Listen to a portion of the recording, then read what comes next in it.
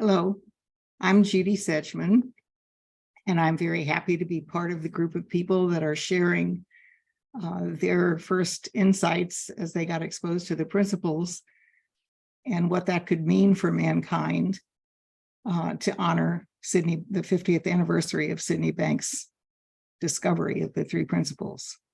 So there's in my life, I didn't get exposed to this until after I'd had a kind of halfway through my adult life. And when I first learned about the principles, I was in my early 40s and now 80. So I've been around for a while. And I kind of never looked back once I saw what this was going to mean to the world. But before that, I had an interesting life because I had several different successful careers, from teaching and, let's see, middle school, high school, private school, college, junior college, missionary schools, and university, followed by a career in journalism, where I started at the very bottom and kind of became the editor of the Sunday magazine of a major Southern newspaper, to then leaving that field as my daughter got older and really needed more parent time, and started my own business, which was a medical practice management business. So I'd already had a lot of life experience. And although I really enjoyed the work that I did, I was very grateful to be able to do all of it. And I was perceived to be successful at all of it. And I'd won many prizes and awards and blah, blah, blah. And I had a lovely life. I did. I had my husband was very successful. I was running a successful business. My daughter was a preteen, doing well in school and with a lot of friends. And we had a lovely, lovely home and 5 cats. What else could we want? And I never felt at peace and at ease. I was plagued by, I don't know, feeling that I wasn't doing enough, that I had set out in life with these idealistic notions of being in service to mankind, and I never felt that I was doing service the right way. I didn't know exactly what the right way was. I was afraid of failure. I often thought of myself as failing, even when other people were thinking I was doing great. And I wasn't at rest spiritually. I guess I would say that. I had a restless spirit that was like, what's next? What can I do? What can I do better? How could I improve? How could I be more in service? What am I missing here? I did a lot of civic work, a lot of volunteer work. I did everything I could think of and could fit into my schedule to try to be the really good person I wanted to be. But it just wasn't, I don't know, it just never felt like I was doing right by the world. So in my medical practice management business, I had a lot of clients, and they were demanding, of course. We were in the service business, and I was tired all the time. I didn't sleep enough. I was trying to fit in a lot of things into my life. I was kind of living on coffee and fumes, and I was aware of the fact that I was not rested, and that I was almost too tired to think sometimes. I was kind of push myself. And yet I didn't know how to fix that. And I was a big time overthinker. I was always afraid that I missed something, or I made a big mistake and I didn't see it, or it's sort of like taking algebra every minute. It's like you knew that the answer in the back of the book was the right answer, but you couldn't get it. And I just kind of, most of the people that I knew that were like me were equally stressed and anxious and worried, and kind of unsettled. And so I kind of took it as a red badge of success, like, well, when you're successful and you're doing well in life, you're going to end up with a lot of things on your mind, And so that's about the time that a friend of mine who is a retiring internal medicine doctor asked me to meet a new client, somebody that had come to town recently who was setting up a practice and really needed our services because he didn't like doing the business part of the practice, and he was really busy because he was a very good doctor and blah, blah, blah. And I was like, no, I can't. I just can't. I can't take on any more clients. And he said, oh, come on, we're friends. Just come and meet the guy. And that's how I met Bill Pettit. So, and it's really funny. Even the very first meeting I had with him really affected me because I had been working in the medical community for a few years, and I knew I knew most of the doctors on staff at our hospitals, and I knew a lot of doctors, and I knew a lot about healthcare. And it was kind of a given for doctors that they were stressed and anxious and critical and difficult and, all these things, demanding. And I walked into the office of Bill Pettit, and he was standing there like a smiley guy, just, oh, it was so nice to meet you, and so present. Like, you just had the feeling when he was talking to you that you were the only person there. And I knew one other doctor like that. It was an older cardiologist who his patients adored him because he was so present with them. And I experienced that with him too. And I thought, wow, this is a rare quality in medicine, but it's nice. But then he starts explaining the things that that he thought needed attention in the practice. And I thought, oh my goodness. I mean, that's a lot. He really didn't want to do the business part. And his staff was trained and very skilled at being lovely to the patients and very thoughtful, and the office had a lovely warmth to it. When you walked in, you just felt at ease. But they didn't know anything about running a practice either, because that wasn't the focus. It was, being good to people and seeing the health in people. And as he started explaining to me what he did, it affected me. And I couldn't quite grasp how a psychiatrist who was trained in all these mental illnesses, and I was familiar with the DSM and all the diagnoses and the things that went wrong with people, and I'd been in psychiatric hospitals and seen what people were going through, and I was, how could he be so positive that people are not mentally ill? But as he's talking to me about it, he's saying, the mental illness is a misuse of misunderstanding of our way of using our thinking. And he was being pretty superficial just to give me an idea of it, but I could tell that he just didn't think there was anything wrong with anybody. And I remember saying to him, like, do you see like schizophrenics and bipolar people and people that are alcoholics or drug addicts or people with these terrible life situations and people in mental hospitals? He said, yeah, I'm in the staff of 4 hospitals. And I work in the psych units, and yeah, I see everything. And I said, and you don't think they're mentally ill? And he said, well, they're having trouble. They're in difficulty when I see them. There's something they don't understand yet, but there's nothing wrong with them deep down. You can't, it's something to the effect that, you just can't touch the spiritual center. And I was baffled, because I did have other psychiatrists that I worked with, and I never heard anything like that before.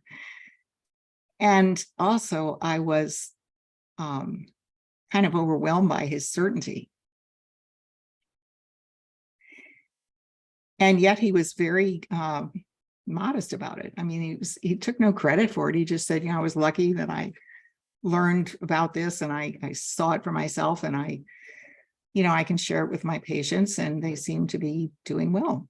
And he wasn't, like I had a lot of doctors that would say, yeah, I'm one of the best brain surgeons in the country or whatever, that he wasn't like that. And so I was very curious. And I also, was kind of nervous because I thought, is he doing something, like not within the boundaries of medical practice, or does he have some kind of drug or something? I mean, what is it that's going on here? So he could see that I was puzzled, and he said, if I really would love for you to understand my work better if you're going to be working with my practice, because you're going to represent us, in negotiations and things like that. And he said, so if you want to come, I do a public group for my clients who have gotten better, because their families and their friends or their colleagues or their brothers and whoever are worried about them, because they've been mentally ill for a while, and now all of a sudden they're happy and at peace, and everybody's waiting for the other shoe to drop. So I do a public group to kind of explain my work, and you're welcome to come. So I thought, oh, good, I'll find out what the deal is. And when I went to the first group, he introduced me to the group and said, there's a lady here that you haven't seen, and she runs a company that handles medical practices, and she's very curious about how my patients get well and go home and have a happy life. And so if there are any of you people would like to stay after and talk to her, she would love to hear from you, just whatever your experience was. And so I thought, well, that was gracious, but I don't think any of these people are going to want to talk to me, a total stranger or some business person. Well, they were lined up at the end. It was like they were dying to share this.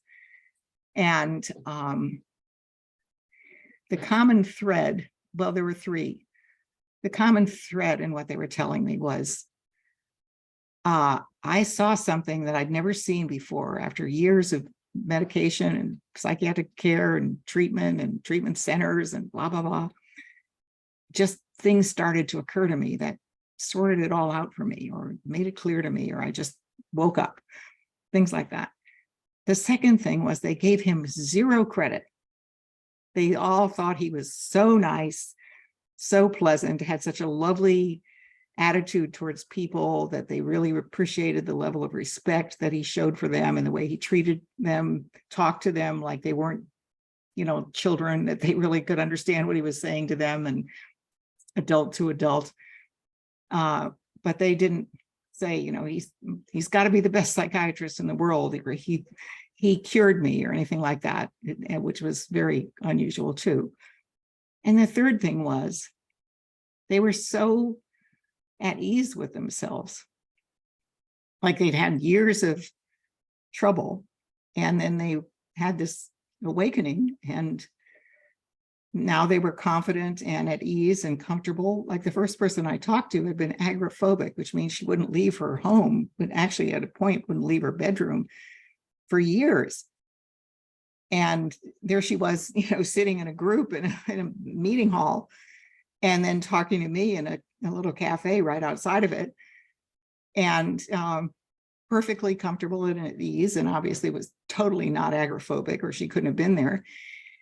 And I remember asking her the rude question, like, doesn't it bother you that for all those years you were mentally ill, and now all of a sudden at this point in your life you feel better? And she said, no, she said, that's all over now, and I've got the rest of my life to enjoy life. She was very calm about it, very ordinary. And I was so shocked by my interaction with these patients that I saw his light was on as I drove past his office on my way home, and I stopped for a second, stuck my head in, and I said, yeah, I talked to quite a few of your patients after group. He said, oh, it's really nice that they wanted to talk to you. I said, yeah, it was nice. And I said, but they don't give you any credit at all. They can't even really say what you did for them. And he just grinned. I thought he was going to say, well, those ingrates, but no, he was thrilled. He said, well, that's how it works, Judy.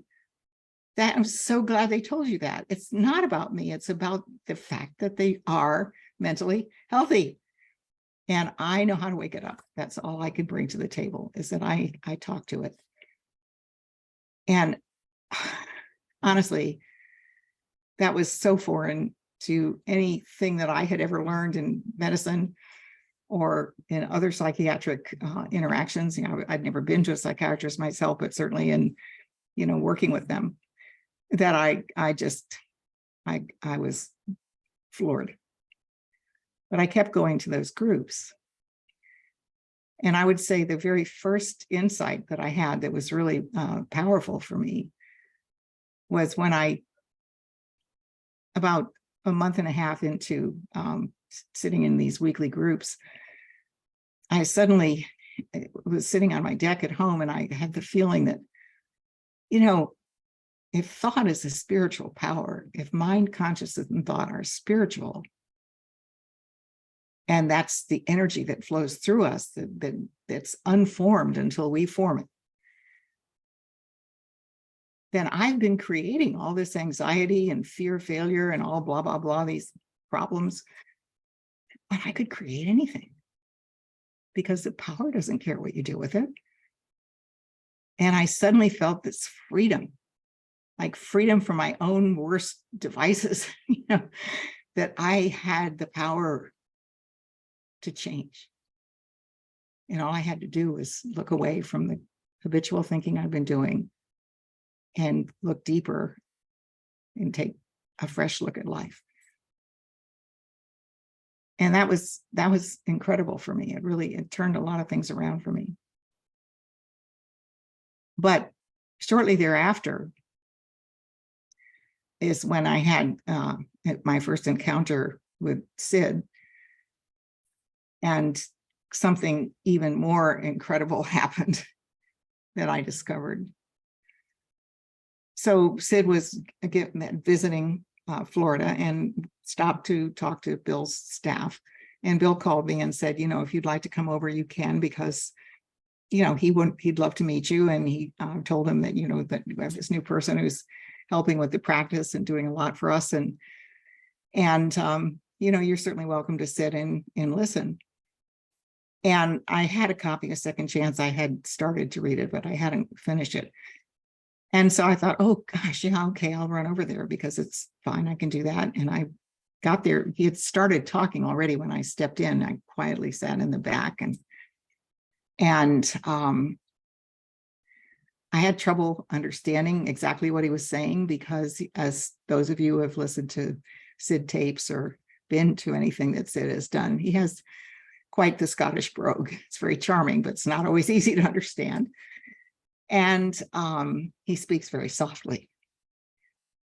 So I just I wasn't trying really hard to hang on every word. I was just kind of picking up the gist and listening. And it was such a beautiful feeling, such a deep, profoundly beautiful feeling. I don't think that I can remember, or could at that time remember, ever being that quiet at the end of a workday, ever really, but at the end of a workday especially.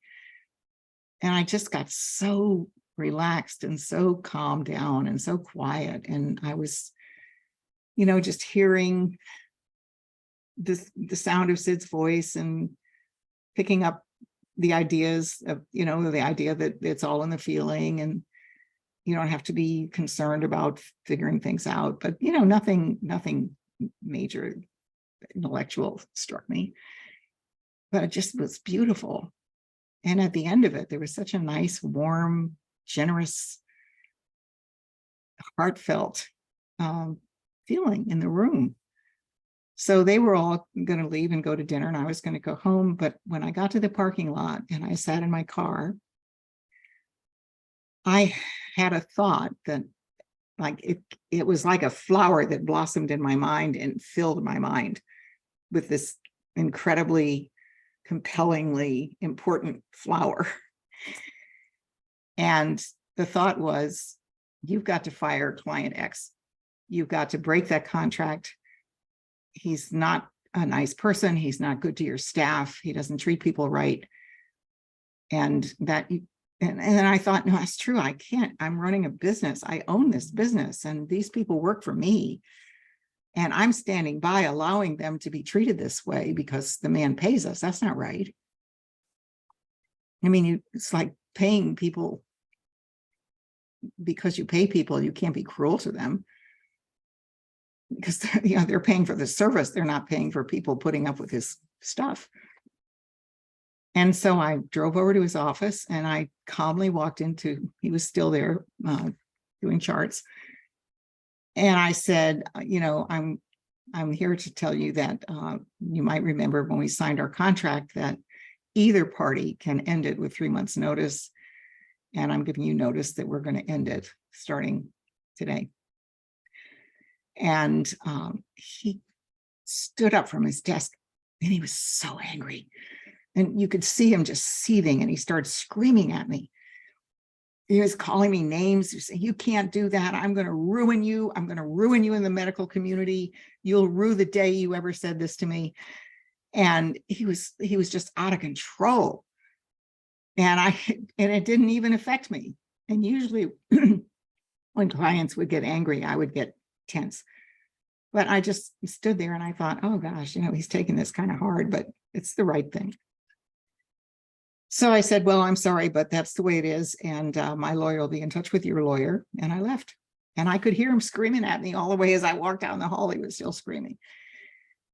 But, I just turned it over to the lawyers. And I assured my staff that I wasn't going to fire anybody. I had confidence. I have no idea why. I had no idea. I hadn't thought about it at all. I never thought about firing him until that minute I got in my car after hearing Sid. And I hadn't planned it. I didn't have a clue what was going to happen. And I was completely comfortable.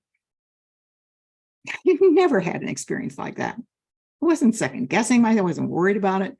I told the staff, just come to work tomorrow. We'll start working on the details. We'll get it figured out. And I'm positive this is going to work to our benefit. And I was so certain about it that they all left. They felt okay. And sure enough, it worked out. And a lot of people who had been hesitant to do business with me because he wasn't particularly well respected, I wasn't sure why in the medical community, started doing business. And we ended up replacing the business very easily with several new clients who were fun to work with. And everybody was much more at peace and happy at work. And it worked out. But here's the thing. That was my first front-on experience of wisdom that I could really recognize because I've been hearing about it, but I still didn't know what it was. But, Bill kept talking about wisdom, and then Sid's book was all about wisdom and how wisdom is a spiritual thing. It's the voice of what you need to know now. It comes through you, and you don't have to figure it out or search for it. It's there when you need it. It occurs to you. And it's not like I didn't believe it. It's just that I didn't think it had anything to do with business, And that's exactly the experience I had. I was completely calm. I had this thought. It was compelling. It made perfect sense to me. I acted on it. I wasn't distressed in the face of abuse and an angry response. I just knew it was going to work out. I could reassure my staff. I wasn't bothered by their fear. And it did work out. And I thought, oh, that's it. What if that's how my whole business life was every day? What if I could live in that state of mind? What if that's possible? That I could just see what to do and not get so fraught and anxious and worried and fears of failure and all these details that I get into that don't have anything to do with the thing. And I just was dumbstruck by, an intense experience of something that I wasn't looking for, I didn't expect, and I recognized it, and it was the whole point. The whole point. So that was the huge thing that happened for me. And I would have been very blessed to have spent a good deal of the remaining numbers of decades and years, pretty much counting on that, counting on the fact that it's there for us when we need it, and never been let down, really. So that's the big insight. And I mean, I've had a very wonderful career in the principles, and I won't go into a lot of things. There's no reason to, but things, I had opportunities that I could not have dreamed of. I couldn't have made them up. I couldn't have ever thought of some of the things that have happened to me, or opportunities that have come before me, and the wonderful people I've met and the places I've traveled. I mean, it was a life beyond my wildest imagining. And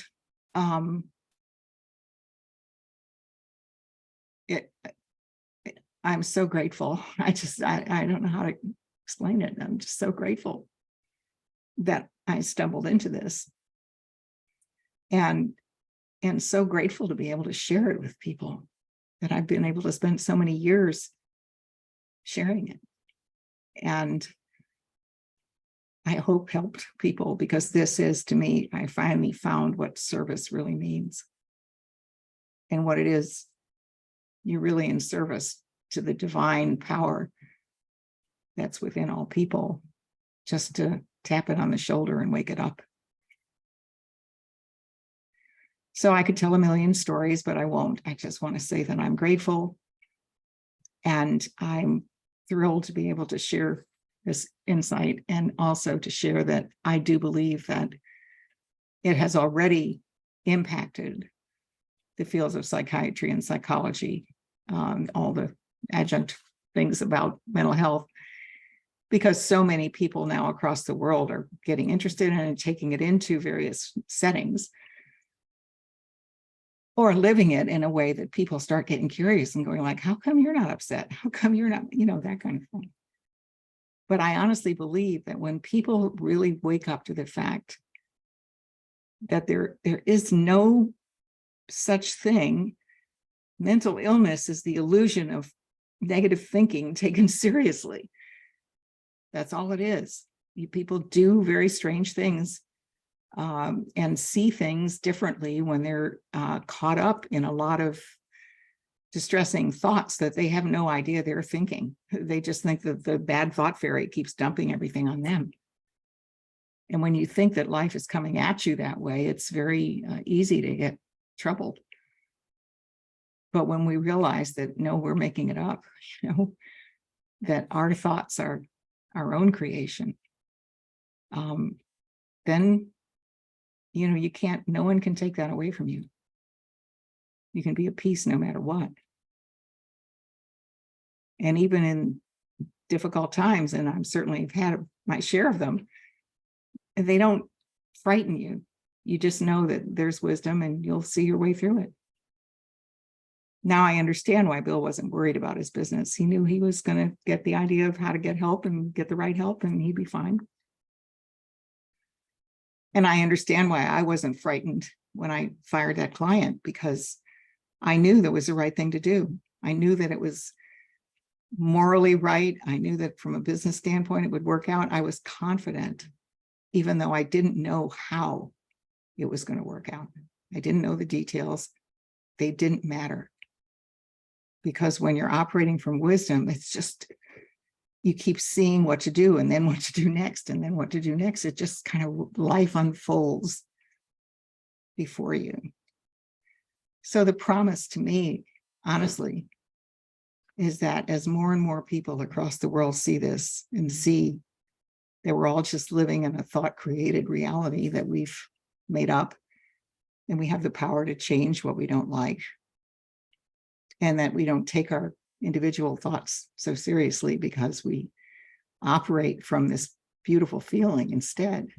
Look for that feeling without regard for analyzing the thoughts that get us there and take us away. That as people start to see that, and see the simplicity and the beauty of it, and the logic of it, and the truth of it, the world will start to change. And some little corners of the world have started to change. where as Roger Mills, bless his soul, used to talk about reaching critical mass. At some point in every community and every group, a critical mass of people wakes up to this, and then things really start to change. Well, that's going to happen on a global scale at some point. And Sid always said his sole goal was to end human suffering. And I think all of us that have been in this work for a long time know that when you end suffering, people know what to do. They do the right thing. They treat each other with respect and dignity. They wake up to the beauty of life. So thank you for listening.